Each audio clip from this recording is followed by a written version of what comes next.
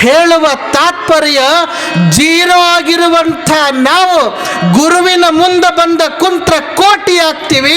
ಅದಕ್ಕೆ ಗುರುವಿನ ಪಾದಕ್ಕೆ ಬಂದ ಬೀಳಬೇಕು. ಗುರುವಿನ ಪಾದಕ್ಕೆ ಬಂದ ಬೀಳಬೇಕು. ಸೊಕ್ಕಿರಬಾರ್ದು. ಊರಿನ ಸೌಕಾರಗ ಬಹಳ ದೊಡ್ಡ ಸೊಕ್ಕ.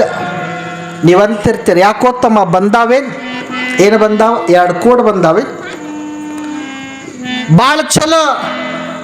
ನೋಡಲಿಲ್ಲ ಅಂದ್ರೆ ಕಣ್ಣು ಎಲ್ಲಿ ಬಂದಾವ ಅಂತಿರ್ತೀರಿ. ಹಂಗೆ ಸೊಕ್ಕ ಬಂದಿತ್ತು ಸೌಕಾರಕ್ಕೆ. ಹಾದು ಹೊಂಟಿದ್ದ ಕಟ್ಟಿ ಮೇಲೆ ಕುಂತವರು ಸೌಕಾರ ನಮಸ್ಕಾರ ಅಂತ ಕೈ ಮುಗಿದ್ರು. ಸೌಕಾರಗ ಬಡವ್ರ ನಮಸ್ಕಾರ ತಿಳಿಯಂಗಿಲ್ಲ. ತಿಳಿತಾವನ್ರಿ? ಸೊಕ್ಕ ನೆತ್ತಿಗೇರಿರ್ತದೆ. ನೀವಂತಿರ್ತೀರಿ ಪಿತ್ತ ಏರ್ಸ್ಕೋಬಾರ್ದು.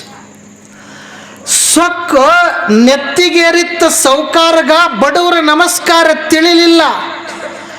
ನಮಸ್ಕಾರ ಅಂದ್ರೆ ಹೊಳ್ಳಿ ನಮಸ್ಕಾರ ಮಾಡೋದು ನಮ್ಮ ಧರ್ಮ. ಆದ್ರೆ ಶ್ರೀಮಂತಗ ಬಡವನ ನಮಸ್ಕಾರ ತಿಳಿಲಿಲ್ಲ. ಪೂಜಾರಿ ಪೂಜಾ ಮಾಡಕತ್ತಿದ್ದ, ನೋಡ್ದ. ಸೌಕಾರಗ ಸೊಕ್ಕ ಬಂದದ ಅನಿಸ್ತದ. ಸೌಕಾರ ಕೊನೆ ತನಕ ಸೌಕಾರಾಗಿನೇ ಸಾಯ್ತಾನೋ ಏನ ಮನುಷ್ಯ ಆಗಿ ಸಾಯ್ತಾನಂತ ಕೇಳಬೇಕಂತ ಹೊರಗೆ ಬಂತು. ಶಬ್ದ ಬಹಳ ದೊಡ್ಡದಾತ. ಹೊರಗೆ ಬಂದ ಕೇಳುತ್ತಾ, ಸೌಕಾರ ನೀ ಸಾಯೋ ತನಕ ಸೌಕಾರಾಗಿನೇ ಸಾಯ್ತೀಯೋ ಏನು ಮನುಷ್ಯ ಆಗಿ ಸಾಯ್ತಿ ಅಂತ ಕೇಳತ್. ಹಂಗಂದ್ರೆ ಏನು ಅಂತ ಸೌಕಾರ ಪೂಜಾರಿ ಕೇಳ್ದ. ಏನಿಲ್ಲ, ಸಾಯೋ ತನಕ ನಿನ್ನ ಬಳಿ ಸಂಪತ್ತಿರ್ತದ, ಬೆಳ್ಳಿರ್ತದ, ಬಂಗಾರ ಇರ್ತದ, ಹೊಲ ಇರ್ತದ, ಮನೆ ಇರ್ತದಂತ ತಿಳ್ಕೊಂಡು ಆ ಸೌಕಾರಿಕೆ ಅಹಮ್ಮಿನ ಗತ್ತಿನೊಳಗೆ ಬದುಕು ಮಾಡ್ತೀಯೋ ಏನು ಒಂದು ಸಲಾರೆ ಮನುಷ್ಯ ಆಗಿ ಕಂಡ ಭಕ್ತರಿಗೆ ಕೈ ಮುಗಿವಾತನೆ ಭಕ್ತ ಅಂತ ಬಸವಣ್ಣನವರು ಹೇಳ್ಯಾರ. ಇನ್ನು ನಮಸ್ಕಾರ ಮಾಡಿದವರಿಗೆ ನಮಸ್ಕಾರ ಮಾಡೋದು ಕಲಿತ್ಯ ಅಂತ ಕೇಳಿದ್ರು. ಸೌಕಾರಕ್ಕೆ ಬಹಳ ವಿಶೇಷ ಅನಿಸ್ತು. ಹೌದಲ್ಲ ಅಂತವ. ಈ ನಾಡಿನೊಳಗೆ ದೊಡ್ಡ ದೊಡ್ಡವರೆಲ್ಲ ಏನೆಲ್ಲ ಹೆಸರುಗಳನ್ನು ಹೇಳ್ತೀವಿ, ಎದ್ದಾಗ ಮೆರೆದವರು ಅದೇ ಮಣ್ಣಾಗ ಹೋಗ್ಯಾರ, ಮೆರಿಲಾರ್ದವರು ಸಹಿತ ಅದೇ ಮಣ್ಣಾಗ ಹೋಗ್ಯಾರ. ಹಂಪಿ ಭಾಳ ದೊಡ್ಡ ಹೆಸರು. ಹಂಪ್ಯಾಗ ಏನು ಮಾಡ್ತಿದ್ರು ಅಂದ್ರೆ ಇವತ್ತು ಕಾಯಿಪಲ್ಯ ನೀವು ಬಜಾರ್ನ್ಯಾಗ ಕಿಲೋಗಟ್ಲೆ ಹಂಗೆ ತೊಗೊಂತಿದ್ರಿ, ಹಂಗೆ ಹಂಪ್ಯಾಗ ಬಂಗಾರ ಕಿಲೋಗಟ್ಲೆ ಮಾರ್ತಿದ್ರು. ನೆನಪಿರಲಿ, ಹಂಪ್ಯಾಗ ಕಿಲೋಗಟ್ಲೆ ಬಂಗಾರ ಮಾರುವಂಥ ಜಾಗದಾಗ ಇವತ್ತು ಏನಂತೀವಂದ್ರೆ ಹಂಪಿ ನೋಡೋದಕ್ಕಿಂತ ನಮ್ಮ ಮನೆ ಹಿಂದಿನ ಕೊಂಪಿ ನೋಡ್ಬೇಕಂತೀರಿ. ಬಿದ್ದು ಹೋಗಿಬಿಟ್ಟ. ಎಷ್ಟು ಬಂಗಾರ ಇದ್ರ ಬಂತೇನು ಹೋಗ್ತದ ಒಂದು ದಿವಸ. ಅದಕ್ಕೆ ನಾ ಸೌಕಾರಾಗಿ ಸಾಯೋದು ಬೇಡ, ನಾ ಮನುಷ್ಯ ಆಗಬೇಕಾಗ್ಯದ, ನನಗೆ ಮನುಷ್ಯ ಮಾಡಂಥೇಳಿ ಸೌಕಾರ ಪೂಜಾರಿಗಂದ. ಆಗ ಪೂಜಾರಿ ಅಂತಾನ, ಇಷ್ಟೇ ನನಗೆ ಗೊತ್ತದಪ್ಪ, ನೀ ಮನುಷ್ಯ ಆಗಬೇಕಾಗಿತ್ತಂದ್ರೆ ಮಠದಾಗ ಸ್ವಾಮಿಗಳು ಕುಂತಾರ, ಸ್ವಾಮಿಗಳ ಪಾದಕ್ಕೆ ಹೋಗಿ ಸಾಷ್ಟಾಂಗ ನಮಸ್ಕಾರ ಮಾಡು. ನಮಸ್ಕಾರ ಮಾಡಿ ನನಗೆ ಮನುಷ್ಯ ಮಾಡಂತ ಕೈ ಮುಕ್ಕೊಂಡ ನಿಂದ್ರು ಅಂದಾಗ ಆಯ್ತು ಅಂಥೇಳಿ ಸೌಕಾರ ಕೆಲಸ ಬಗಿಸಿ ಬಿಟ್ಟು ಮಠಕ್ಕೆ ಬಂದ. ಉದ್ದಕ್ಕೆ ನಮಸ್ಕಾರ ಹಾಕದ. ಸ್ವಾಮಿಗಳಿಗೆ ಬಹಳ ವಿಶೇಷ ಅನಿಸ್ತು. ಇವ ಪುಣ್ಯಾತ್ಮ ಒಂದು ದಿವಸನೂ ಬಂದಿಲ್ಲ, ಇವ ಯಾರು ಬಂದ ನಮ್ಮ ಮಠಕ್ಕೆ ಹೊಸವಂಥೇಳಿ, ತಮ್ಮ ನೀ ಯಾರು ಅಂತ ಕೇಳಿದ್ರು ಸ್ವಾಮಿಗಳು. ಸೌಕಾರ ಅಂತಾನ, ಯಪ್ಪ ಈ ಊರಾಗ 4 ಅಂತಸ್ತಿನ ಮನಿ ಏನು ಮುಗುಲ್ ನೋಡಾಕತ್ತದಲ್ಲ, ಆ ಮನಿ ಸೌಕಾರ ನಾನೇ ಅದೀನಿ, ನಾನೇ ಬಂದೀನಂದಾಗ ಸ್ವಾಮಿಗಳಂತಾರ, ಸೌಕಾರ ಕೆಲಸ ಊರಾಗಿರ್ತದ, ಮಠಕ್ಕೆ ಯಾಕೆ ಬಂದಿ ಅಂದ್ರು. ಏನಿಲ್ಲಪ್ಪ, ನಾ ಇಷ್ಟು ದಿವಸ ಸೌಕಾರ ಆಗಿದ್ದೆ, ಇನ್ನು ಮುಂದೆ ಮನುಷ್ಯ ಆಗಿ ಸಾಯ್ಬೇಕಂತ ಮಾಡೀನಿ, ಅದಕ್ಕೆ ನನಗೆ ಮನುಷ್ಯ ಮಾಡಂತ ಬಂದೀನಿ ಅಂತ. ಆಗ ಸ್ವಾಮಿಗಳು ಕುಂತವ್ರು ಎದ್ದು ನಿಂದಿರ್ತಾರ. ಪುಣ್ಯಾತ್ಮ, ನಾ ಈ ಮಠಕ್ಕೆ ಬಂದ 35 ವರ್ಷ ಆಯ್ತು, ಒಬ್ರು ಹಿಂಗ ಬಂದ ಕೇಳಿಲ್ಲ. ಅದ್ರಾಗ ನೀ ಅಂತೂ ಮೊದಲ ಬಂದಿರಲಿಲ್ಲ, 35 ವರ್ಷ ಆಗಿತ್ತು. 35 ವರ್ಷ ಆದ್ಮೇಲೆ ನೀ ಬಂದಿ, ಅದು ನಿನ್ನ ತಿಪ್ಪಳು ಹೇಳ್ಕೊಂಡು ಬಂದಿಲ್ಲ, ಅದು ನನಗೆ ಮನುಷ್ಯ ಮಾಡಂತ ಬಂದಿಯಲ್ಲ, ಮೊದಲು ನಿನಗೆ ದೊಡ್ಡ ನಮಸ್ಕಾರ ಅಂತ ಸ್ವಾಮಿಗಳು ಕೈ ಮುಗಿತು. ಸೌಕಾರ ಅಂತಾನ, ಮಾತು ಸಾಕ, ಮೊದಲು ನನಗೆ ಮನುಷ್ಯ ಮಾಡ್ರಿ ಅಂತಿವ. ಮಾತು ಸಾಕು, ಮೊದಲು ಮನುಷ್ಯ ಮಾಡ್ರಿ. ಸ್ವಾಮಿಗಳಂತಾರ, ಇನ್ನು ಇವತ್ತೇ ಬಂದಿತ್ತಮ್ಮ, ಇವತ್ತೇನಾಗಲ್ಲ, ನಾಳಿಗೆ ಬಾ. ನಾಳಿಗೆ ಮುಂಜಾನೆ 10ಕ್ಕೆ ನಾ ಪೂಜೆ ಮುಗಿಸ್ಕೊಂಡು ಕುಂತಿರ್ತೀನಿ ಗದ್ದಿಗೆಗೆ, ನೀ ಬಾ. ಆಯ್ತು ಅಂತ ಸೌಕಾರ ನಮಸ್ಕಾರ ಮಾಡಿ ಹೊಂಟಿದ್ದ. ಏ ಸೌಕಾರ, ನೋಡು, ನಾಳೆ ಬರೋ ಕಾಲಕ್ಕೆ ನಿಮ್ಮ ಮನ್ಯಾಗ ಕೆಲಸಕ್ಕೆ ಬರಲಾರ್ದ ಸಾಮಾನು ಯಾವುದದ ಅದನ್ನು ತಗೊಂಡು ಬಾ, ನಾನು ನಿನಗೆ ಮನುಷ್ಯ ಮಾಡ್ತೀನಿ ಅಂದ. ಯಾವ ಸಾಮಾನ್ಯವ? ಕೆಲಸಕ್ಕೆ ಬರಲಾರ್ದ ಸಾಮಾನು. ಕೆಲಸಕ್ಕೆ ಬರಲಾರ್ದ ಸಾಮಾನು ತಗೊಂಡ ಬಾ, ನಾನು ನಿನಗೆ ಮನುಷ್ಯ ಮಾಡ್ತೀನಿ ಅಂದಾಗ ಸೌಕಾರನ ತಲೆಯಾಗ 100 ಬರ್ತಾವ. ನಮ್ಮ ಮನ್ಯಾಗ ಕೆಲಸಕ್ಕೆ ಬರಲಾರ್ದ ಸಾಮಾನು ಭಾಳ ಬಿದ್ದಾವ, ಹೊತ್ಕೊಂಡು ಬಂದ್ರಾಯ್ತು ಅಂತ ಮನೆಗೆ ಹೊಂಟ. ಮಧ್ಯಾಹ್ನ ಆಗಿತ್ತು. ಒಳಗೆ ಅಡುಗೆ ಮನೆಗೆ ಹೋಗ್ತಾನ ಸೌಕಾರ. ಅವನ ಕಣ್ಣಿಗೆ ಮೊದಲ ಕಾಣೋದೆ ಮಸಿಬಟ್ಟಿ ಕಾಣ್ತು. ಸೌಕಾರಂದ, ಇದೇನು ಮಸಿಬಟ್ಟಿ ಕೆಲಸಕ್ಕೆ ಬರಲಾರ್ದದ, ಇದನ್ನು ತಗೊಂಡು ಹೋದ್ರಾಯ್ತು ಅಂತ ಮಸಿಬಟ್ಟಿನ ಕೈಯಾಗ ಹಿಡ್ಕೊತಾನ. ಕೈಯಾಗ ಹಿಡ್ಕೊಂಡಾಗ ಆ ಸೌಕಾರ 5 ನಿಮಿಷ ಯೋಚನೆ ಮಾಡ್ತಾನೆ. ನಮ್ಮವ್ವ ನನಗೆ ರೊಟ್ಟಿ ಬಡ್ದು ಹಾಕಬೇಕಂದ್ರೆ ಹಂಚು ಒಯ್ದು ಒಲಿ ಮೇಲೆ ಇಡಬೇಕು.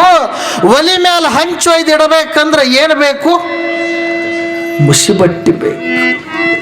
ಮಸಿಬಟ್ಟಿ ಕೆಲಸಕ್ಕೆ ಬರ್ತದಂತ ಸೌಕಾರಗ ತಿಳಿತು. ಮಸಿಬಟ್ಟಿ ಸಹಿತ ಕೆಲಸಕ್ಕೆ ಬರ್ತದ.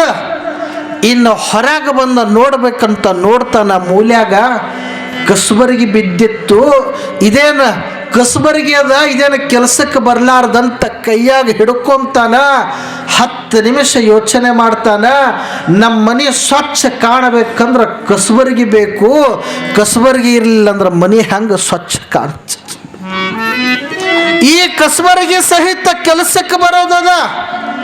ಇನ್ನು ಕೆಲಸಕ್ಕೆ ಬರಲಾರ್ದ ಸಾಮಾನು ಯಾವುದು ಯಾವುದು ಯಾವುದು ಅಂತ ಒಂದೇ ಸಮ ಕುಂತು ನೋಡ್ತಿರ್ತಾನ. ಊಟ ಬಿಟ್ಟ ನೀರು ಬಿಟ್ಟ ಅದೇ ನೋಡ್ಕೊಂತ ಹುಡುಕ್ತಾನ. ಎಲ್ಲವೂ ಕೈಯಾಗ ಹಿಡ್ಕೊಂಡು ನೋಡಿ ನೋಡಿ ನೋಡಿ ನೋಡಿ ಕೆಲಸಕ್ಕೆ ಬರಲಾರ್ದ ಸಾಮಾನು ಮನೆ ಒಳಗೂ ಇಲ್ಲ, ಮನೆ ಹೊರಗೂ ಇಲ್ಲ ಅಂತ ಮೂಲ್ಯಾಗ ಕುಂತ ಹಿಂಗೆ ತಲೆ ಕೈ ಕೊಟ್ಕೊಂಡು ಕುಂತಿದ್ದ. ಮ್ಯಾಲ ನೋಡಾಕತ್ತಿತ್ತು. ಅವಕ್ಕೇನ ಬಾಟಿ ಅಂತೀರ, ಕಲಾಟಿ ಅಂತೀರ, ಏನಂತೀರಿ?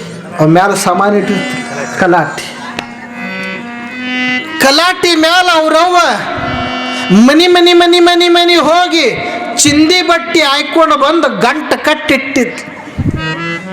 ಸೌಕಾರ ಅಂದ, ಚಿಂದಿ ಬಟ್ಟಿ ಅದಾವ, ಕೆಲಸಕ್ಕೆ ಯಾಕೆ ಬರ್ತಾವ ಇವು? ತಗೊಂಡ್ರಾಯ್ತಂತ ಚಿಂದಿ ಬಟ್ಟಿನ ಕೆಳಗೆ ಇಳಿಸ್ತಾನ. ಅವ್ರವ್ವ ವರ್ಷಿನ ಮೇಲೆ ಮುಕ್ಕೊಂಡಿದ್ಲು. ತಮ್ಮ, ಏ ಮಗ, ಏನು ಹುಡುಕಾಕತ್ತಿ ಅಂದ.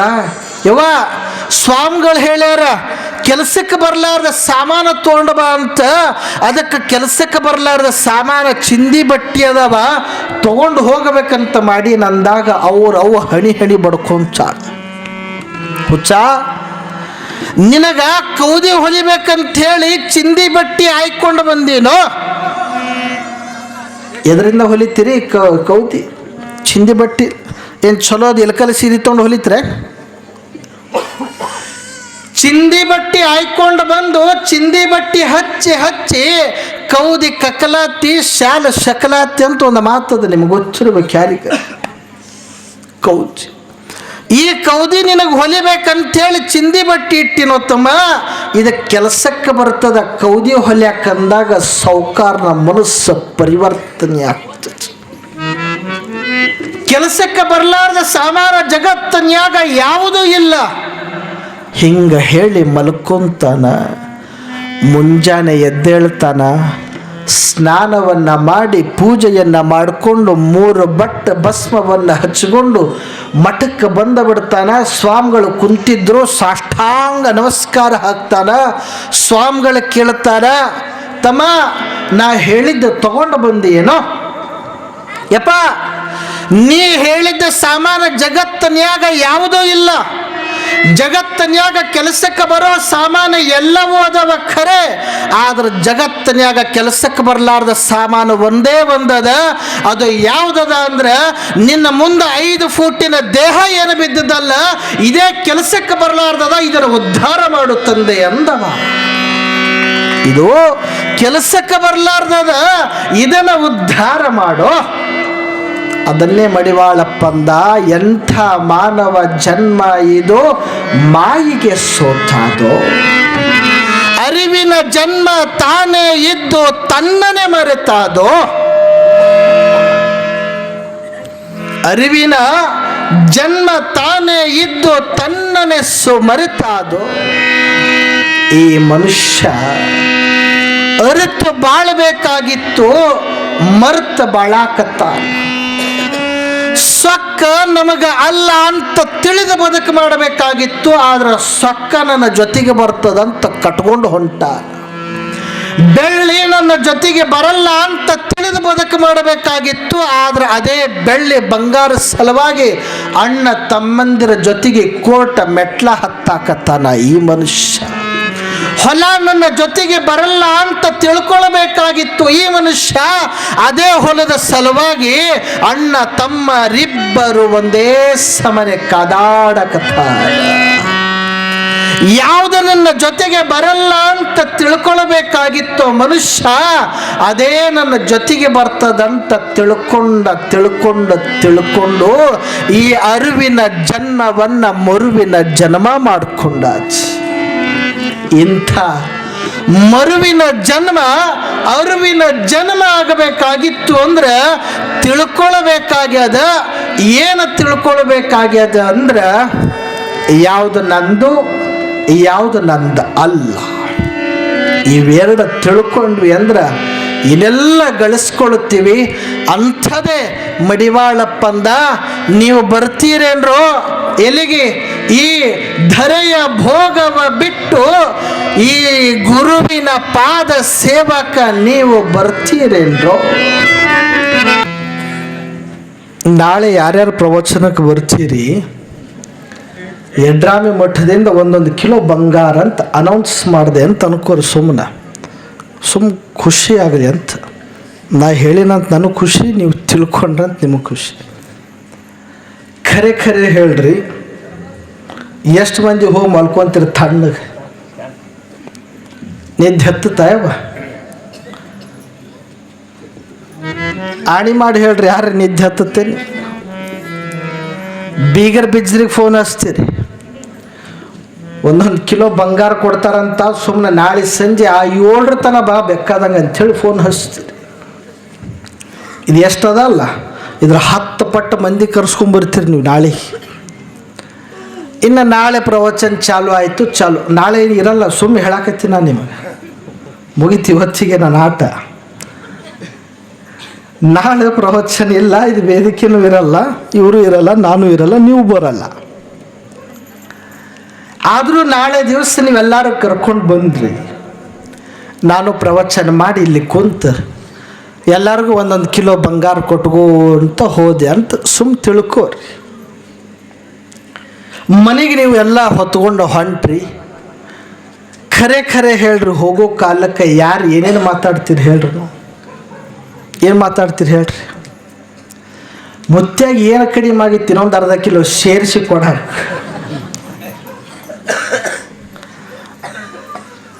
ಮುತ್ಯಾಗ ಏನು ಕಡಿಮೆ ಆಗಿತ್ತು, ಇನ್ನೊಂದು ಅರ್ಧ ಕಿಲೋ ಸೇರಿಸ್ಕೊಳಕ. ಎಷ್ಟು ಕೊಟ್ಟರೂ ಸಾಕಾಗದೇ ಇರುವಂಥದ್ದು ಮನುಷ್ಯ ಜನ್ಮ. ಬೇಡ ಅಂತ ಯಾರಂತಾರ ಈ ನಾಡಿನೊಳಗೆ ದೊಡ್ಡವರಾಗ್ಯಾರ, ಯಾರು ಬೇಕಂತಾರ ಅವ್ರು ಈ ನಾಡಿನೊಳಗೆ ಸಣ್ಣವರಾಗಿ ಮಣ್ಣಾಗಿ ಹೋಗಿ 3 ದಿನದಾಗ ಮರೆತು ಹೋಗ್ಯಾರ. ಸಾಕ್ ಅನ್ನೋದನ್ನು ಕಲಿಬೇಕು. ಕರಿಯ ನಿತ್ತಡೆ ವಲ್ಲೆ ಸಿರಿಯ ನಿತ್ತಡೆ ವಲ್ಲೆ, ಹಿರಿದಪ್ಪ ರಾಜ್ಯವ ನಿತ್ತಡೆ ವಲ್ಲೆ. ಭಾಳ ಚಲೋ ಬರೀತಾರೆ. ಇಲ್ಲೇ ಮುದೇನೂರು ಅಂತ ಬರ್ತದೆ, ನೀವು ಕೇಳಿರ್ಬೇಕು. ಹುಣಸಿಗೆ ಅಂತ, ಕೆಂಬಾವಿಯಿಂದ ಹುಣಸಿಗೆ ಹೋಗ್ಬೇಕಾದ್ರೆ ದೇವರ ದಾಸಿಮಯ್ಯನವ್ರು ಏನು ಬರೀತಾರೆ? ಕರಿಯ ನಿತ್ತಡೆ ವಲ್ಲೆ. ಏನು ಕರಿ ಅಂದರೆ ಆನಿ ಅಂತ. ಈಗ ಯಾರ ಮನ್ಯಾಗ ಬಂಗಾರದ ಅವ್ರಿಗೆ ಬಹಳ ದೊಡ್ಡ ಶ್ರೀಮಂತರಂತ ಈಗ ಕರಿತೀವಿ. ಮೊದಲ ಯಾರ ಮನ್ಯಾಗ ಆನಿ ಇರ್ತಿತ್ತು ಅವ್ರು ಬಹಳ ದೊಡ್ಡ ಶ್ರೀಮಂತ. ಕರಿಯ ನಿತ್ತಡೆ ವಲ್ಲೆ ಸಿರಿಯ ನಿತ್ತಡೆ ವಲ್ಲೆ. ಸಂಪತ್ತು ಕೊಡ್ತೀನಪ್ಪ ತಗೋ, ಬೇಡ ಅಂದ ದಾಸಿಮಯ್ಯ. ನಾವು ಯಾರು ಬೇಡ ಅಂತೀವ್ರಿ? ಖರೆ ಹೇಳ್ರಿ, ಯಾರು ಬೇಡ ಅಂತೀವಿ ನಾವು? ಶಾಲೆಗೆ ಹುಡುಗ ಲೇಟಾಗಿ ಹೋದ, ಮಾಸ್ತರ್ ಕೇಳಿದ್ರ, ಏ ತಮ್ಮ, ಏ ಗುಂಡ, ಯಾಕೆ ಲೇಟಾಗಿ ಬಂದಿ? ಸರ್ ಏನಿಲ್ರಿ. ಅರೆ ಏನಿಲ್ಲ ಅಂದ್ರೆ ಮತ್ತೆ ಯಾಕೆ ಲೇಟಾಗಿ ಬಂದಿ ಹೇಳ. ಕೈಯಾಗ ಒಡಗಟಿ ತೊಗೊಂಡ ಈ ಮನುಷ್ಯ ಅಂದ ಗುಂಡ, ಏನಿಲ್ರಿ, ನಮ್ಮ ಬಾಜು ಮನೆಯವ್ರದ್ದು 5 ರೂಪಾಯಿ ಕಳ್ತನ ಆಗಿತ್ತು. ಏನಾಗಿತ್ತು? 5 ರೂಪಾಯಿ ಹೋಗಿ. ಅರೆ ನಿಮ್ಮ ಬಾಜು ಮನೆಯವ್ರು 5 ರೂಪಾಯಿ ಕಳ್ತನ ಆಗೋದಕ್ಕೆ ನೀ ಲೇಟಾಗಿ ಬರೋದಕ್ಕೂ ಏನು ಸಂಬಂಧ ಅಂದರು. ಸರ್ ಏನಿಲ್ರಿ, ಅವ್ರು ಅಲ್ಲೇ ನಿಂತಿದ್ದರು. ಅರೆ ಅವ್ರು ಅಲ್ಲೇ ನಿಂದ್ರೋದಕ್ಕೆ ನೀ ಲೇಟಾಗಿ ಬರೋದಕ್ಕೆ ಏನು ಸಂಬಂಧ? ಏನಿಲ್ರಿ ಸರ, ಆ 5 ರೂಪಾಯಿ ನನ್ನ ಕಾಲು ಬುಡಕ್ಕಿತ್ತು, ಅವ್ರು ಹೋದ ಮೇಲೆ ಹೊತ್ಕೊಂಡು ಬರೋಕೆ ಲೇಟ್ ಆಯ್ತು ರೀ. ಪುಗುಶೆಟ್ಟೆ ತಿಂದು ಹೊಟ್ಟೆ ಕಬ್ಬಣ ಬುಟ್ಟಿ ಮಾಡ್ಕೊಂಡಿವಿ. ಪುಗುಶೆಟ್ಟೆ ತಿಂದು ಹೊಟ್ಟೆ ಕಬ್ಬಣ ಬುಟ್ಟಿ ಮಾಡ್ಕೊಂಡ್ವಿ. ಬಹಳಷ್ಟು ಜನ ತಮ್ಮ ಹೊಟ್ಟೆ ಕರಗಸಾಕ 4 ಕಿಲೋಮೀಟರ್ ವಾಕಿಂಗ್ ಹೋಗ್ತಾರ. ವಿಪರ್ಯಾಸ ಅಂದ್ರೆ ಇನ್ನೊಂದು ಸ್ವಲ್ಪ ಜನ ಒಂದು ಹೊತ್ತಿನ ಊಟಕ್ಕೆ ಕೂಲಿ ಮಾಡಕ್ಕೆ 4 ಕಿಲೋಮೀಟರ್ ನಡ್ಕೊಂಡು ಹೋಗ್ತಾರೆ. ಪುಗುಶೆಟ್ಟೆ ಬಯಸಿರುವಂಥ ದೇಹ ನಮ್ಮನ್ನು ನಾವು ಮರ್ತಿ. ಪುಗುಶೆಟ್ಟೆ ಯಾವತ್ತೂ ತಿನ್ನಬಾರ್ದು. ಭಾಳ ಚಲೋ ಒಂದು ಮಾತದ ಗೊತ್ತು. ಪುಗುಶೆಟ್ಟೆ ಸಿಗತ್ತಂದ್ರೆ ನನಗೊಂದಿರಲಿ, ನಮ್ಮ ಅಪ್ಪಗೊಂದಿರಲಿ ಅನ್ನೋರು ನಾವು. ನನಗೊಂದಿರಲಿ, ನಮ್ಮ ಅಪ್ಪಗೊಂದಿರಲಿ. ಒಬ್ಬ ಹುಡುಗಿ ಸೌತಿಕಾಯಿ ಮಾರವ ಬಂದಿತ್ತು, ಬಂಡಿ ಮೇಲೆ ಇಟ್ಕೊಂಡು ನಿಂತು ನೋಡಾಕತ್ತಿತ್ತು. ಯಾರ್ಯಾರ ಹತ್ರ ರೊಕ್ಕ ಇತ್ತು, ರೊಕ್ಕ ಇರೋರು ರೊಕ್ಕ ಕೊಟ್ಟು ಸೌತಿಕಾಯಿ ತಗೊಂಡು ಹೋದ್ರು. ಇವ್ರ ಹತ್ರ ರೊಕ್ಕ ಇರಲಿಲ್ಲ, ಸುಮ್ಮನೆ ನೋಡ್ಕೊಂತ ನಿಂತಿದ್ಲು. ಲಾಸ್ಟ್ ಒಂದು ಸೌತಿಕಾಯಿ ಉಳಿತದ. ಆ ಸೌತಿಕಾಯಿ ತೊಗೊಂಡು ಬಂದು ಆ ಹುಡುಗಿಗೆ ಕೊಡ್ತಾನ ಸೌತಿಕಾಯಿ ಮಾರವ.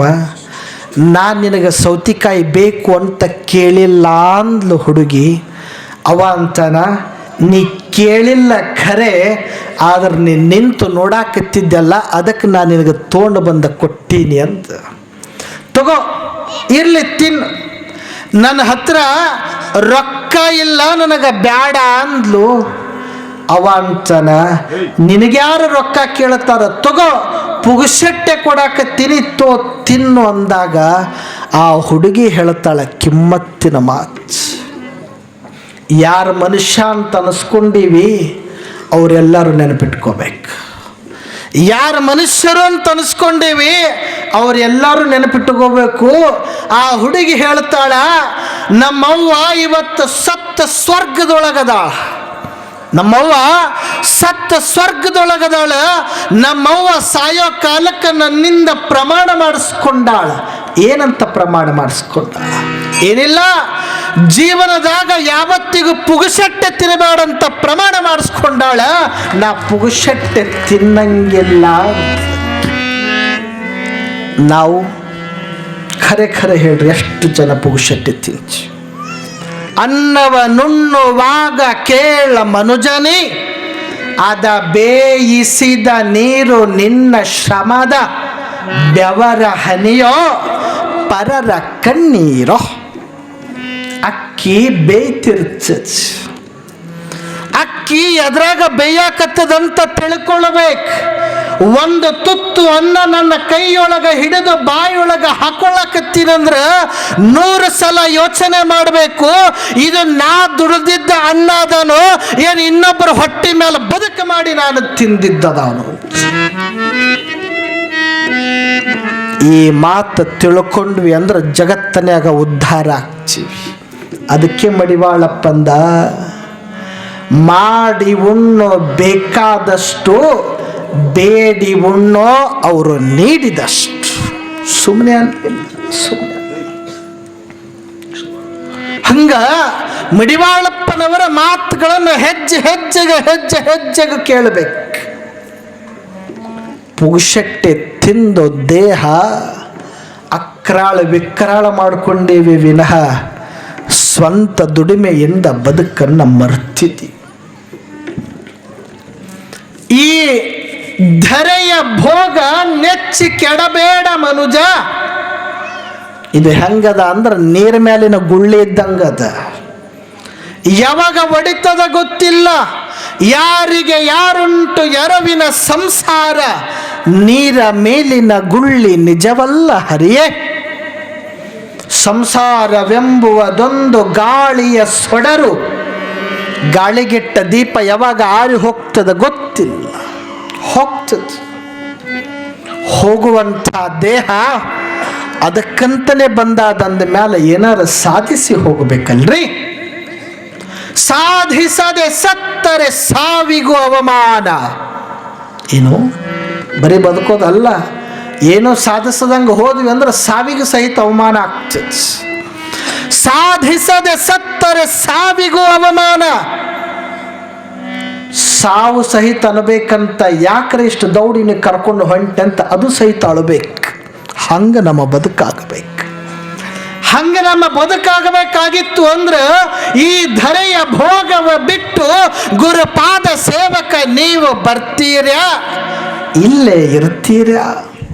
ಇದು ಎಲ್ಲಿ ಬರೆದಾರ ಗೊತ್ತು? ನಮ್ಮ ಯಡ್ರಾಮಿ ಮಠದ ಹಿಂದೊಳಗೆ ರಾಮಲಿಂಗೇಶ್ವರ ಗುಡಿ ಅಜ್ಜ. ಇವತ್ತಿಗೂ ನಾವು ಬಂದ್ರೆ ಗೊತ್ತಾಗ್ತದೆ. ಆ ರಾಮಲಿಂಗೇಶ್ವರ ಗುಡಿಯೊಳಗೆ ಕೂತು ಕಡ್ಕೊಳ್ಳದ ಮಡಿವಾಳಪ್ಪನವರ ಬರೆದ ಈ ತತ್ವಪದ ನೆನಪಿರಲಿ. ಎಷ್ಟು ಚಲೋ ಆ ಪದಗಳು ನೋಡ್ರಿ ಹೆಂಗೆ ಬಳಸ್ತಾರ. ರೊಕ್ಕ ತಿಜೋರಿ ಕೀಲಿ ಕೈಯನ್ನು ಬಿಟ್ಟು, ಇಷ್ಟ ಮಿತ್ರರನ್ನು ಬಿಟ್ಟು. ಬಹುಶಃ ಮಡಿವಾಳಪ್ಪ ಗೊತ್ತಿತ್ತು ಅನ್ನಿಸ್ತದೆ. ಕಪಾಟ ಒತ್ತಟ್ಟಿದ್ರೆ ಕೀಲಿ ಒತ್ತಟ್ಟಿರ್ತದೆ. ಕಪಾಟಿ ಬಿಡಬಹುದು, ಕೀಲಿ ಕೈ ಬಿಡೋದು ಭಾಳ ವಜ್ಜದ. ಅತ್ತಿ ಸ್ವಚಿ ಜಗಳ ಎದಕ್ಕಾಗ್ತದೆ ಗೊತ್ತಿಲ್ಲವ? ನೀವೇ ತಿಳ್ಕೊಂಬಿಡ್ರಿ. ಎದಕ್ಕೆ? ನನಗೆ ಕೊಡುವಂಥ ಸೊಸಿ ಇನ್ನು ಈಗರೆ ಬಂದು ನಿನಗೆ ಯಾಕಂತ ಅತ್ತಿ.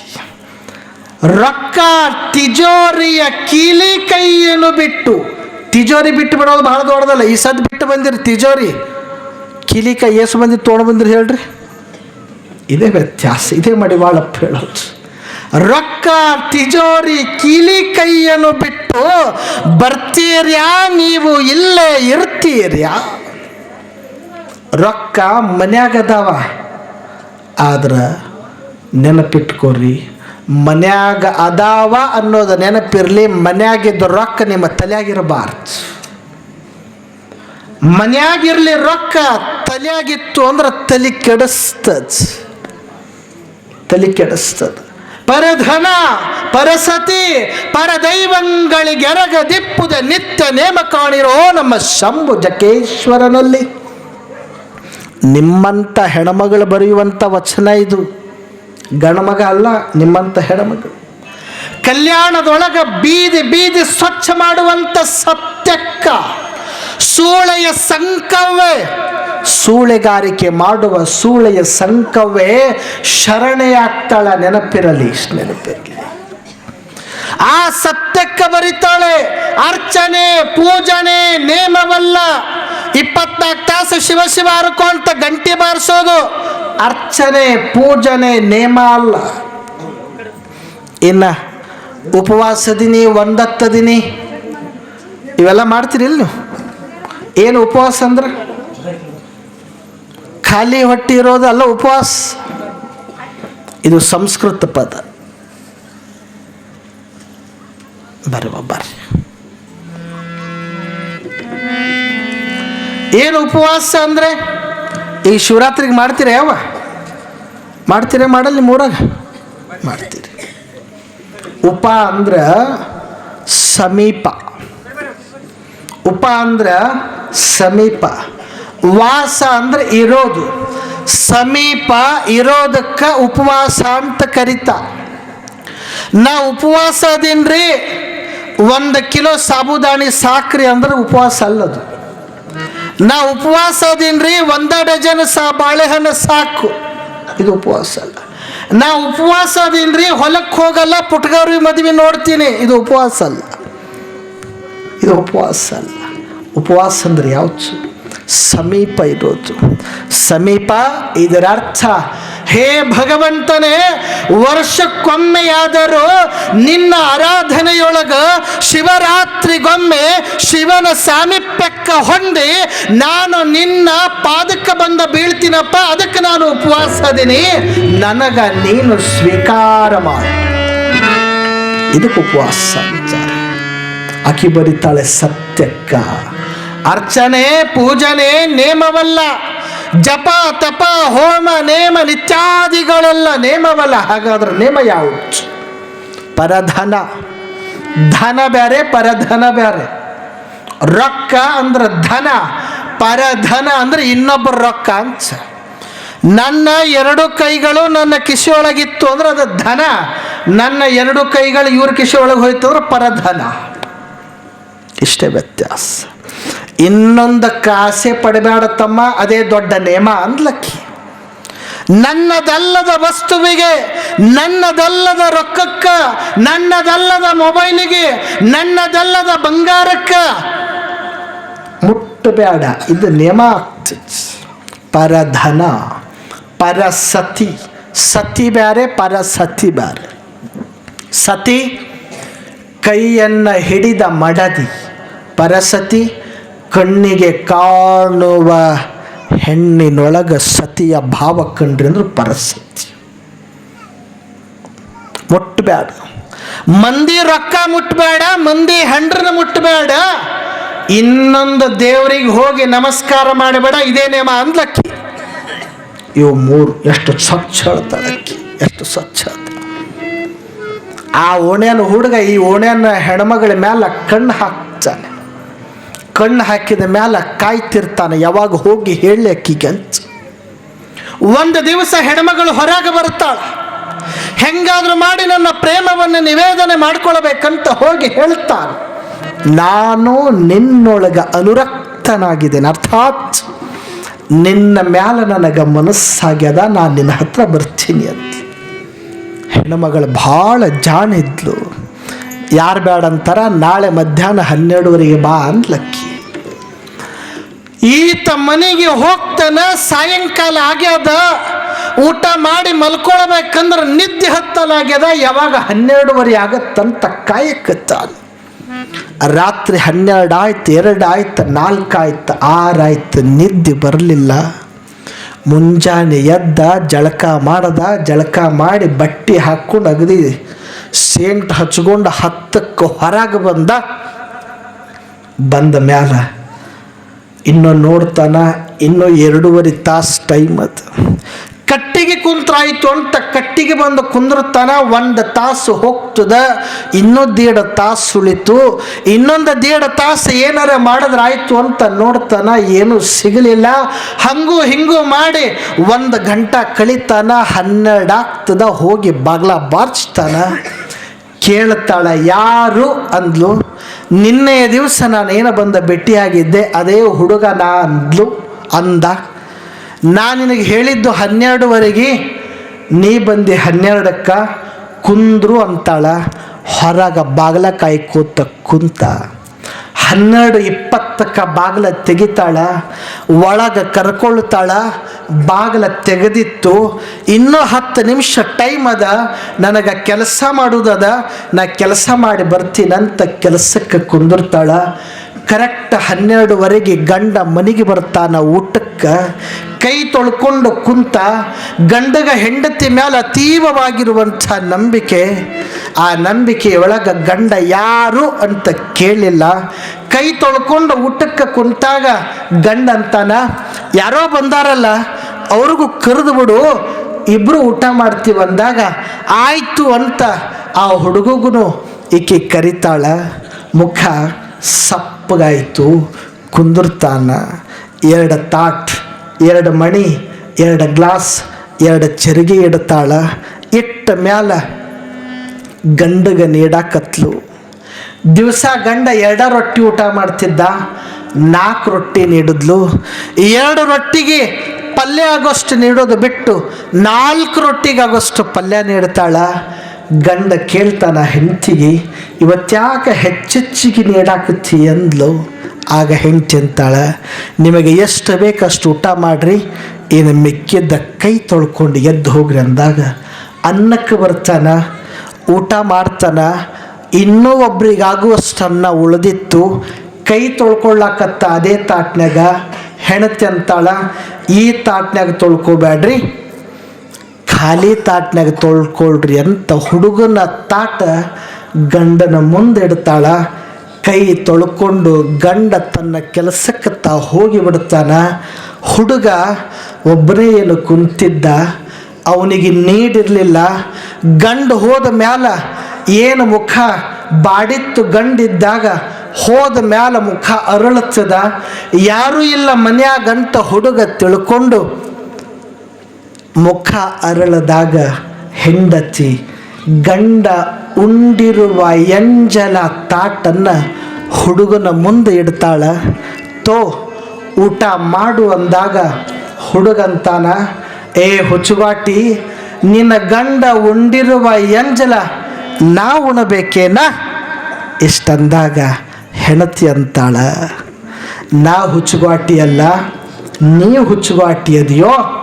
ಈ ತಾಟನ್ಯಾಗ ಇರೋದು ಎಂಜಲ, ನನ್ನ ಗಂಡ ಉಂಡಿರುವ ಎಂಜಲ ಅನ್ನೋದು ಗೊತ್ತದ, ಇನ್ನು ಈ ದೇಹ ನನ್ನ ಗಂಡಗ ಎಂಜಲಾಗ್ಯದ ಅನ್ನೋದು ಗೊತ್ತಿಲ್ಲೇನೋ. ಪರಧನ ಪರಸತಿ ಪರದೈವಂಗಳು. ಬಸವಣ್ಣ ಭಾಳ ಚಿಕ್ಕವನು. ಅಪ್ಪ ಮಾದರಸ ನಿತ್ಯ ಮುಂಜಾನೆ ಎದ್ದು 2 ಉದಿನ ಕಡ್ಡಿ ಹಿಡ್ಕೊಂಡು ಆ ಇಂಗ್ಳೇಶ್ವರ ಪಟ್ಟಣದೊಳಗಿರುವ ಎಲ್ಲ ದೇವರಿಗೆ ಹೋಗಿ ನಮಸ್ಕಾರ ಮಾಡಿ ಬರ್ತಿದ್ದ. ಒಂದು ದಿವಸ ಬಸವಣ್ಣ ಕೇಳ್ತಾನ, ಎಲ್ಲಿಗೆ ಹೋಗಿದ್ದಿ ಅಂದ. 2 ತಾಸು ಆಯ್ತು, ಎಲ್ಲಿಗೆ ಹೋಗಿದ್ದಿ ಅಂದ. ಏನಿಲ್ಲ, ಊರಾಗ ಎಷ್ಟು ಗುಡಿ ಅದಾವ, ಎಲ್ಲ ಗುಡಿಗೆ ಹೋಗಿ ನಮಸ್ಕಾರ ಮಾಡಿ ಬಂದೆ ಅಂದ. ಆ ದೇವ್ರು ಏನಾರ ನಿನಗೆ ಮಾತಾಡಿಸ್ತೇನೆ, ಆ ದೇವ್ರು ಏನಾರು ನಿನ್ನ ಕಣ್ಣಿಗೆ ಕಂಡೇನಂತ ಬಸವಣ್ಣ ಕೇಳ್ತಾನ. ಅಪ್ಪಗ ವಯಸ್ಸು ಸಣ್ಣದದ. ಸಣ್ಣ ವಯಸ್ಸಿನೊಳಗೆ ಎಂಥ ಅದ್ಭುತ ಜ್ಞಾನಿ ಬಸವಣ್ಣ. ಆಗ ಹೇಳ್ತಾನಪ್ಪ, ಯಾ ದೇವರು ನನಗೆ ಮಾತಾಡಿಸಿಲ್ಲ, ಯಾ ದೇವರು ನನಗೆ ಪ್ರತ್ಯಕ್ಷ ಆಗಲಿಲ್ಲ, ಹಂಗಾದ್ರೆ ಯಾಕ ಅಂದ. ಇಲ್ಲ, ನಾ ಹೋಗ್ತೀನಿ ಅಂದ. ಆಯಿತು ಅಂಥೇಳಿ ಮರುದಿನ ಮುಂಜಾನೆ ಮತ್ತೆ 2 ಉದಿನ ಕಡ್ಡಿ ಹಿಡ್ಕೊಂಡು ಅಪ್ಪ ಮಾದರಸ ಎಲ್ಲ ಗುಡಿಗಳಿಗೆ ನಮಸ್ಕಾರ ಮಾಡಕ್ಕೆ ಹೋದ. ಬಸವಣ್ಣ ಮನಿ ಮುಂದೆ ತಗ್ಗ ತೆಗೆದ. 1 ಫೀಟಿನ ಒಂದೊಂದು ತೆಗ್ಗ ತೆಗೆದ. 101 ತೆಗ್ಗ ತೆಗೆದ ಮ್ಯಾಲ ದಮ್ಮೆಗೆ ಬಂದ ಕುಂತಿದ್ದ. ಅವರಪ್ಪ 2 ತಾಸು ಆದಮೇಲೆ ಮನೆಗೆ ಹೊಂಟಿದ್ದ. ನೋಡ್ತಾನ, ಬಸವಣ್ಣ 1 ಫೀಟಿಂದ ತೆಗ್ಗ ತೆಕ್ಕೊಂಡು ಕುಂತಾನ. ಏ ಮಗ ಬಸವಣ್ಣ, ಇದು ಯಾಕೆ ತೆಗ್ಗ ತೆಗೆದಿಯೋ? ಆಗ ಬಸವಣ್ಣ ಅಂತಾನ, ನನಗೆ ನೀರಡಿಕೆ ಆಗಿತ್ತು, ಅದಕ್ಕೆ ನೀರು ಬೇಕಾಗಿತ್ತು, ಆ ಬಾವಿ ತೆಗೆದ ನೀರು ಕುಡಿಬೇಕಂತ ಮಾಡಿದ್ದೆ, ಅದಕ್ಕೆ ಆ ಬಾವಿ ತೆಗೆದೀನಿ ಅಂದಾಗ ಅಪ್ಪಂತಾನ, ಹುಚ್ಚ ಒಂದೇ ಕಡೆ 100 ಫೀಟ್ ತೆಗೆದಿದ್ರೆ ನಿನಗೆ ನೀರು ಬರ್ತಿತ್ತೋ, ಒಂದೊಂದು ಫೀಟ್ ತೆಗೆದ್ರೆ ಎಲ್ಲರ ನೀರು ಬರ್ತಾವೇನೋ. ಇಷ್ಟು ಹೇಳಿದಾಗ ಬಸವಣ್ಣಂತನ, ಯಪ್ಪ ನಾನು ನಿನಗೆ ಅದೇ ಹೇಳಕ್ಕೆ ಬಂದೀನೋ. ಎಲ್ಲ ದೇವರಿಗೆ ನಮಸ್ಕಾರ ಮಾಡ್ಕೊಂತ ಹೋದ್ರೆ ಯಾವ ದೇವರು ಪ್ರತ್ಯಕ್ಷ ಆಗಲ್ಲೋ, ಒಂದೇ ದೇವರಿಗೆ ಮನಸ್ಸಿಟ್ಟ ಪೂಜಾ ಮಾಡಿದ್ರೆ ಅದೇ ದೇವ್ರು ನಿನಗೆ ಪ್ರತ್ಯಕ್ಷ ಆಗ್ತಿದ್ನಲ್ಲೋ. ಪರಧನ ಪರಸತಿ ಪರ ದೈವಂಗಳಿಗೆರಗ ದಿಪ್ಪುದೇ ನಿತ್ಯ ನೇಮ ಕಾಣಿರೋ ನಮ್ಮ ಶಂಭುಜಕ್ಕೇಶ್ವರನಲ್ಲಿ ಅನ್ನುವ ಹಾಗೆ ಈ ಧರೆಯ ಭೋಗವ ಬಿಟ್ಟು ಬರ್ತೀರಾ, ನೀವು ಇಲ್ಲೇ ಇರ್ತೀರಾ. ಇದು ಕಣ್ಣಿಗೆ ಏನು ಕಾಣ್ತದೆ ಅದು ಯಾವುದು ನಮ್ಮ ಜೊತೆಗೆ ಬರಲ್ಲ ಅನ್ನೋದನ್ನು ಕಡ್ಕೋಳದ ಮಡಿವಾಳಪ್ಪನವರು ತಮ್ಮ ತತ್ವಪದ ಸಾಹಿತ್ಯದುದ್ದಕ್ಕೂ ಹೇಳ್ತಾ ಹೇಳ್ತಾ ಹೇಳ್ತಾ ಮುಂದೊಂದು ಲೈನ್ ಬರೀತಾರೆ.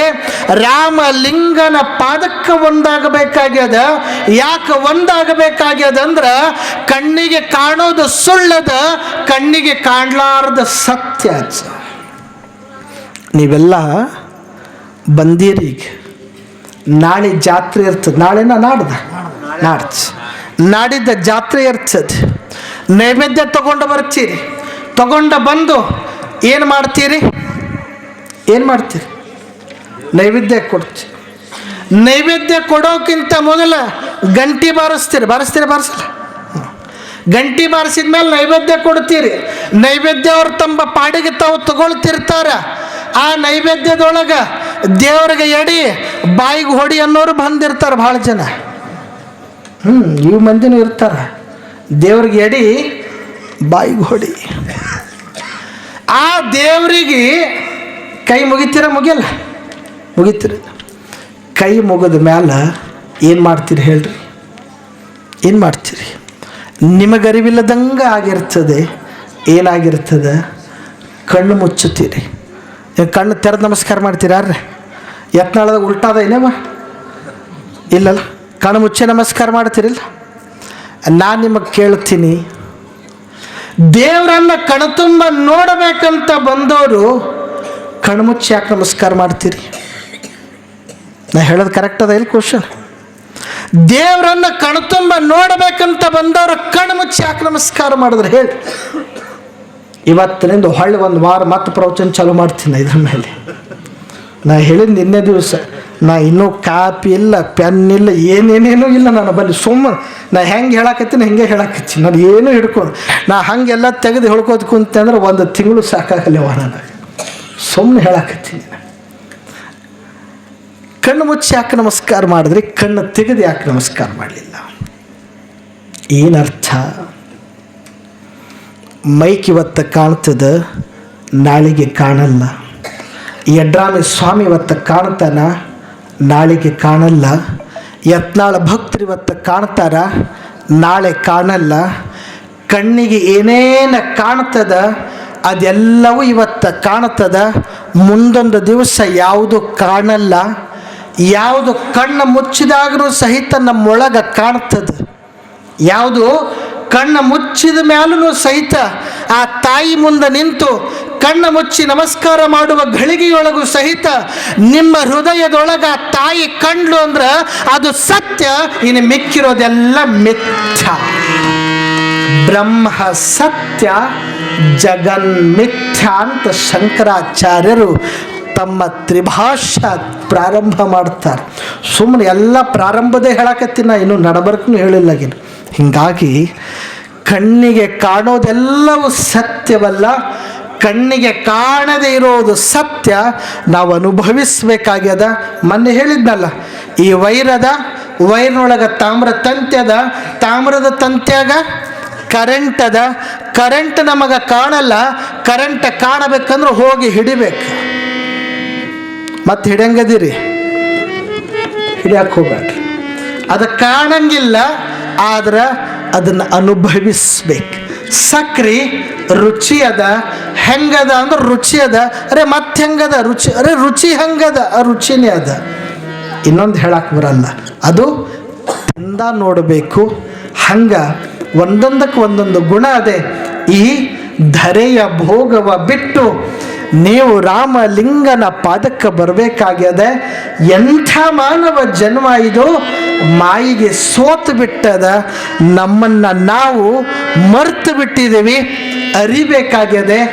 ಅರಿತರೆ ಬಾಳು ಬಂಗಾರ, ಬೆರೆತರೆ ಬಾಳು ಶೃಂಗಾರ. ಅರಿತು ಬೆರೆತು ಬಾಳಿದರೆ ಅದುವೇ ಜೀವನ ಸಾಕ್ಷಾತ್ಕಾರ ಅನ್ನುವ ಹಾಗೆ ಅರಿತು ಬೆರೆತು ಬದುಕನ್ನು ಮಾಡಬೇಕಾಗಿದೆ ಅನ್ನುವಂಥ ಮಾತುಗಳನ್ನು ಈ ಒಂದು ಸಂದರ್ಭದೊಳಗೆ ತಿಳಿಸಿ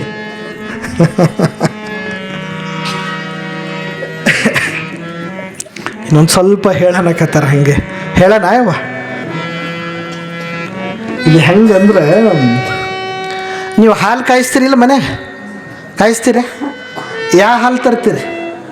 ಪಾಕೆಟ್ ಹಾಲ ಏನು ಎದ್ರ ಹಾಲು ರೀ? ಈಗಂತೂ ಭಾಳ ಜನ ಪಾಕೆಟ್ ಹಾಲು ತೊಗೊಂಡು ಬಂದ ಮೇಲೆ ಪಾಕೆಟ್ ಕಟ್ ಮಾಡ್ತೀರಿ. ಕಟ್ ಮಾಡಿ ಎದ್ರ ಒಳಗೆ ಹಾಕ್ತೀರಿ? ಬೊಗಣೆಗೆ ಹಾಕ್ತೀರಿ. ಆ ಪಾಕಿಟ್ ಏನು ಮಾಡ್ತೀರ? ಆಮೇಲೆ ಏನು ಮಾಡ್ತೀರಿ? ಪಾಕಿಟ್ ಹೊರಗೆ ಹಾಕಲ್ಲ. ನಿಮ್ಮ ಅವ್ಗೆ ಹೋಗಿ ಕೇಳಿರ್ಬೇಕಾರೆ ಅದ್ರೊಳಗೆ ನೀರು ಹಾಕ್ತಾಳೆ ನಿಮ್ಮ ಅವ್ವ. ಮೊದಲೇ ನೀರಾಗ ಹಾಲು ಬಂದಿರ್ತಾವ, ಹಾಲಿನಾಗ ನೀರು ಬರಲ್ಲವು. ನೀರಾಗ ಹಾಲು ಬಂದಿರ್ತಾವ. ಮತ್ತು ಪಾಕೆಟ್ನಾಗ ಒಂದು ತಟ್ಟಕ್ಕೆ ನೀರು ಹಾಕಿ ಚಲೋತ್ನಾಗ ಅಳಗ್ಯಾಡಿಸಿ ಆ ನೀರು ಮತ್ತೆ ಬೊಗೋಣಿಗೆ ಹಾಕಿ ಅಟ್ಟ ಬಿಡಂಗಿಲ್ಲ, ಮತ್ತೊಂದು ತಟ್ಟಕ್ಕೆ ನೀರು ಹಾಕ್ತಿರ್ತೀರಿ. ನೀರು ಹಾಕಿ ಆ ಬೊಗೋಣಿಗೆ ಎದ್ರ ಮೇಲೆ ಇಡ್ತೀರಿ? ಎದ್ರ ಮೇಲೆ? ಒಲಿ ಮ್ಯಾಲೋ ಗ್ಯಾಸ್ ಮ್ಯಾಲೋ ಕೆಳಗ ಹಚ್ಚುತ್ತೀವಿ. ಒಲಿ ಹೊತ್ತಿಸ್ತೀವಿ. ಯಾವಾಗ ಒಲಿ ಹೊತ್ತಿಸಿದ್ವಿ, ಒಲಿ ಹೊತ್ತಿಸೋ ತನಕ ಹಾಲಪ್ಪ ನೀರಪ್ಪ ಇಬ್ಬರು ಭಾಳ ಚಲೋ ಇದ್ದರು ಬೊಗೋಣ್ಯಾಗ. ಹಾಲಪ್ಪ ನೀರಪ್ಪ ಇಬ್ಬರು ಬೊಗೋಣ್ಯಾಗ ಭಾಳ ಚಲೋ ಇದ್ರು. ಯಾವಾಗ ನಮ್ಮ ಸ್ವಾರ್ಥಕ್ಕೆ ಕೆಳಗ ಹಚ್ಚಿದ್ವಿ, ಹಚ್ಚಿದ ಮ್ಯಾಲ ನೀರಪ್ಪ ಏನು ಮಾಡ್ತಾನಂದ್ರೆ ಆವಿಯಾಗಿ ಮ್ಯಾಲ ಹೋಗ್ತಿರ್ತಾನೆ. ನೋಡಿರಿಲ್ಲ ಇವೆಲ್ಲ? ನೀರಪ್ಪ ಆವಿಯಾಗಿ ಮ್ಯಾಲ ಹೋಗ್ತಿರ್ತಾನ. ಆಗ ಹಾಲಪ್ಪ ಕೇಳ್ತಾನ, ನನ್ನ ಗೆಳೆಯ ನೀರಪ್ಪ ನನಗೆ ಬಿಟ್ಟ ಎಲ್ಲಿ ಹೊಂಟ ಅಂದವ. ನನ್ನ ಗೆಳೆಯ ನೀರಪ್ಪ ನನಗೆ ಬಿಟ್ಟ ಎಲ್ಲಿ ಹೊಂಟ? ಯಾವಾಗ ನೀರಪ್ಪ ಖಾಲಿ ಆಗೋ ತನಕ ಸುಮ್ಮ ಕುಂದಿರ್ತಾನೆ ಹಾಲಪ್ಪ. ಯಾವಾಗ ನೀರಿನ ಅಂಶ ಬೊಗಣ್ಯಾಗ ಖಾಲಿ ಆಗ್ತದ, ಆಗ ಹಾಲು ಉಕ್ಕು ಬರ್ತದೆ. ಹಾಲು ಉಕ್ಕು ಬಂದಾಗ ಏನು ಮಾಡ್ತೀರಿ ನೀವು? ಏನು ಮಾಡ್ತೀರಿ? ಹಾಲು ಉಕ್ಕು ಬಂದಾಗ ಮುಕ್ಕ ನೀರು ಹಾಕಂತೀರಿ ಅಂತೀರ ಇಲ್ಲ? ಯಾವಾಗ ಹಾಲು ಉಕ್ಕು ಬಂದಾಗ ಮುಕ್ಕ ನೀರು ಹಾಕಂತೀರಿ. ಯಾವಾಗ ಮುಕ್ಕ ನೀರು ಹಾಲಪ್ಪನ ಜೊತೆಗೆ ಸೇರ್ದ, ಆಗ ಹಾಲಪ್ಪ ಅಂತಾರ ಮತ್ತೆ ನನ್ನ ಗೆಳೆಯ ನೀರಪ್ಪ ಬಂದಾನಂದ್ರೆ ಇಬ್ರು ತಣ್ಣು ಕುಂದ್ರು ಅಂತ ಮತ್ತೆ ಒಳಗೆ ಕುಂತು ಬಿಡ್ತಾರೆ. ಇದು ಹಾಲಪ್ಪ ನೀರಪ್ಪ. ಇದನ್ನ ಯಾಕೆ ಹೇಳಾಕತ್ತೀನಂದ್ರೆ, ಗುರು ಶಿಷ್ಯ. ಗುರುವಿಗೆ ಬಿಟ್ಟು ಶಿಷ್ಯನಿಲ್ಲ, ಶಿಷ್ಯನನ್ನು ಬಿಟ್ಟು ಗುರುವಿಲ್ಲ.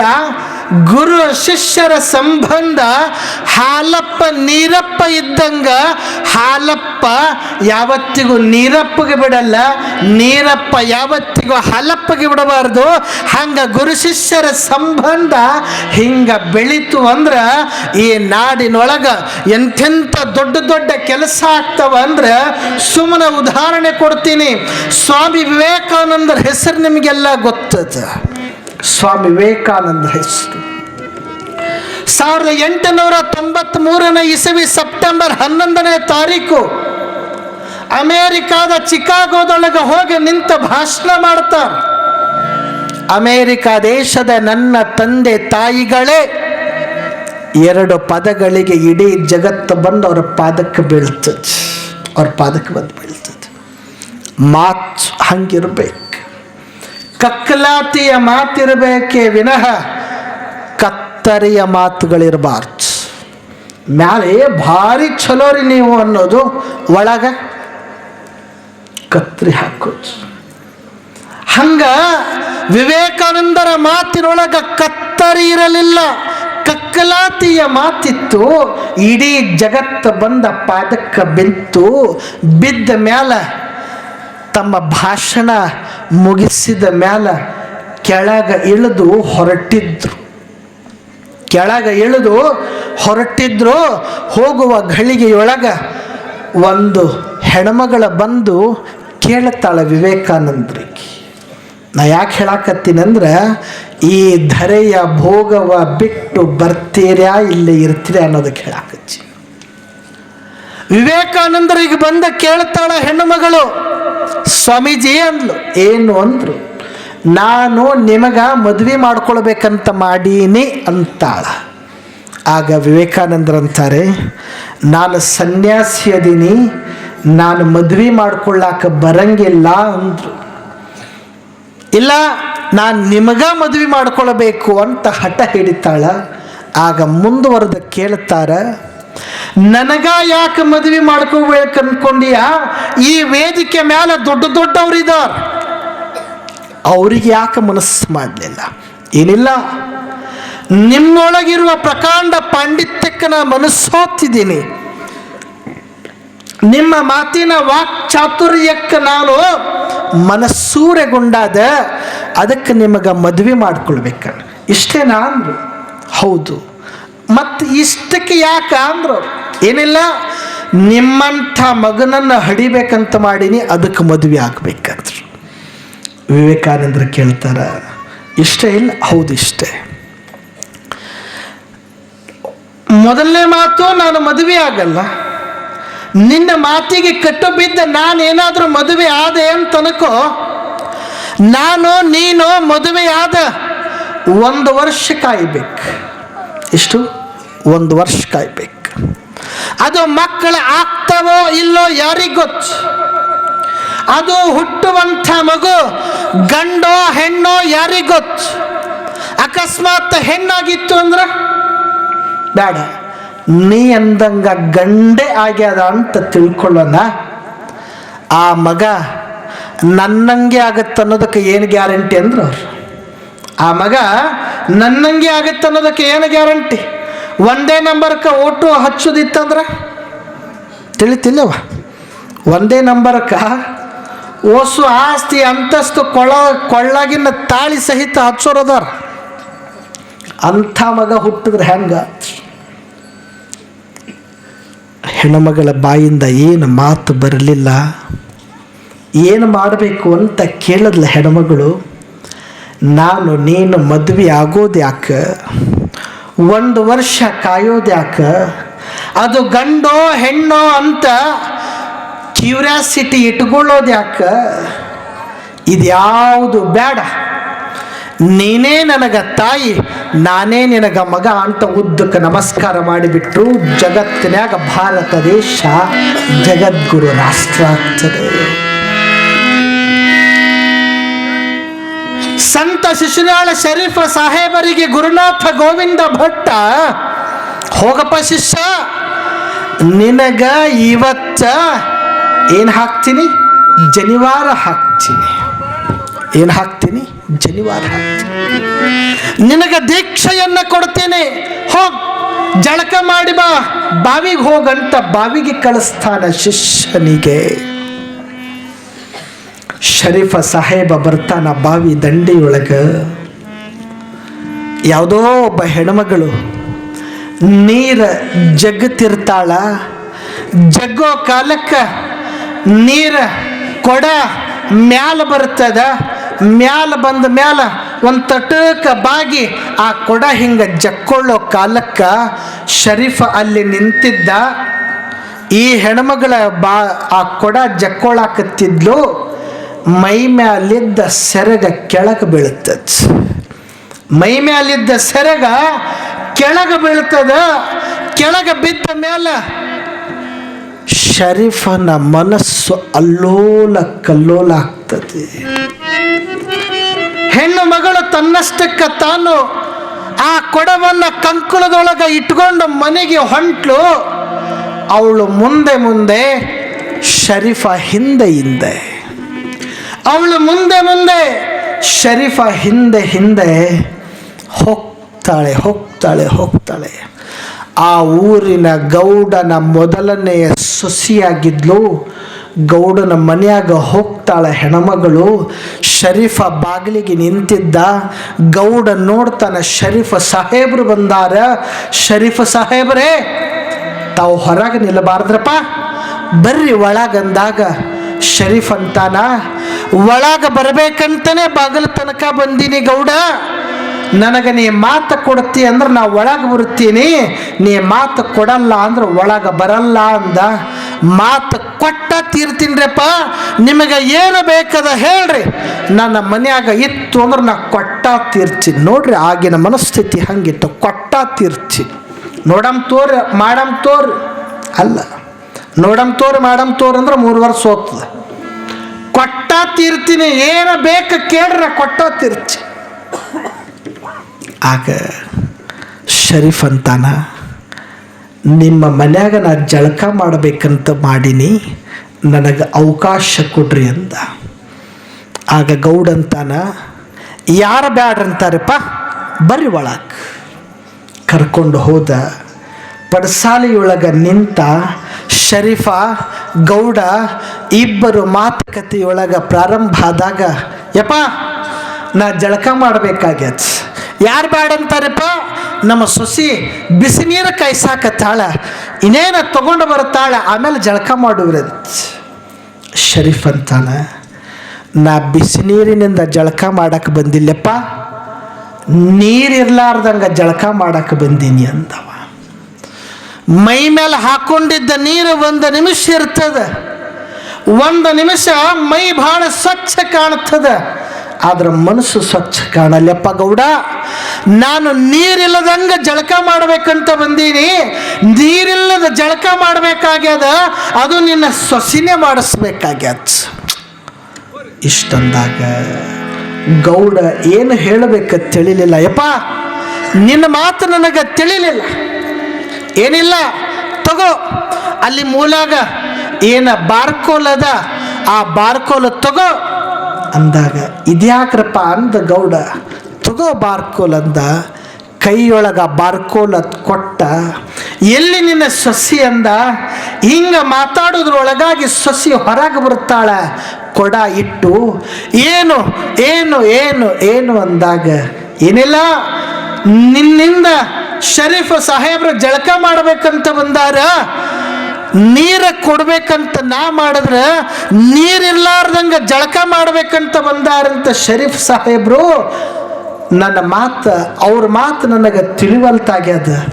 ಕೈಯಾಗ ಬಾರ್ಕೋಲ್ ಇಸ್ಕೊಂಡಾರ, ತಗೋ ಅಂತ ಕೊಟ್ಟಾರ.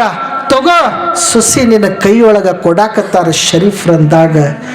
ಶರೀಫ ಆ ಸೊಸಿ ಕೈಯಾಗ ಬಾರ್ಕೋಲ ಕೊಟ್ಟು ಮನೆ ಒಳಗೆ ಹೋಗಿ ಮೆತ್ತಗೆ ಬಡಿಸ್ಕೊಳ್ತಾನ, ಹೊಡಿಸ್ಕೊಳ್ತಾನ. ಏಟ ಬಿದ್ದಾಗೊಮ್ಮೊಮ್ಮೆ ಗುರುನಾಥ ಗೋವಿಂದ, ಗುರುನಾಥ ಗೋವಿಂದ, ಗುರುನಾಥ ಗೋವಿಂದ ಅನ್ನುವ ಸಮಯದೊಳಗ ಎತ್ತ ಗುರುನಾಥನಾದ ಗೋವಿಂದ ಭಟ್ಟ ಪ್ರಸಾದಕ್ಕೆ ಕುಂತಾಗ ಹೆಂಡತಿ ಬಂದು ರೊಟ್ಟಿ ನೀಡ್ತಿರ್ತಾಳ. ರೊಟ್ಟಿ ನೀಡೋ ಕಾಲಕ್ಕೆ ಡುಬ್ಬದ ಮ್ಯಾಲ ಬಾರ್ಕೋಲಿನ ಏಟು ಬಿದ್ದಿದ್ದು.